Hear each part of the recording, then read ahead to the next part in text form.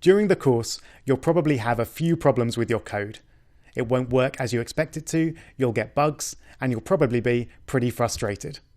So I'd like to take a couple of minutes right now to show you how best to deal with those situations when they arise and how to get answers super quickly. So step 1 is debug your code. Usual thing is to check for error messages. So I would have a look in the compiler, in the browser, wherever it is that you're working to see exactly what's causing the problem. You can normally get the line number as well, and then you can just use that to hopefully work out where the error message is, add in the bracket or the semicolon or whatever it is that's missing, and move on with the course. Failing that, my usual advice is to remove all the code that you just added until it works again, and then add it in gradually, line by line. Then you should find that at some point it will stop working. If it doesn't, then your problem's solved. But if it does, at least then you know exactly where the problem is, and you can start to find solutions to it. Finally, if that doesn't help, compare your code against my demo code. All the lectures have code built in to them so that you can download, and then you can see what is different in your code and hopefully see if that is causing the problem. All right, so what if you've done all this debugging and you still can't get it working? Well, step 2, and this is what makes you a real programmer, is learning how to find solutions online. So it's pretty straightforward, really. It is just Googling.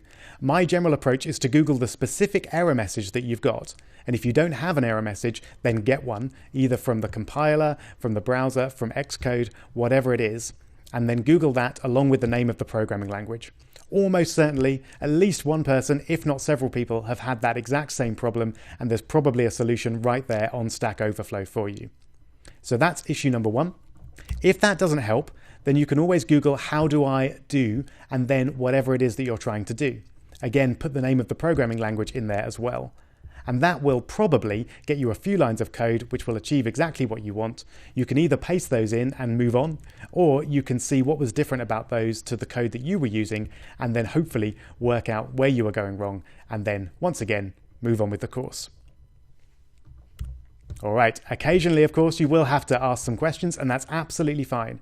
I love that we've got 200,000 people in the forums for these courses, and people are extremely helpful, and I want to get answers to your questions as quickly as possible. So the main thing here is to ask good questions. I've answered thousands of support questions now over these courses, and I know what makes a good question. So first off, be positive. I know you're feeling frustrated, and often that can leak out into when you're asking a question. But if you keep things positive, you're much more likely to get an answer. So ask very nicely for help, say you'd be very grateful for anyone that can help you out, and you're much more likely to get a quick and helpful response.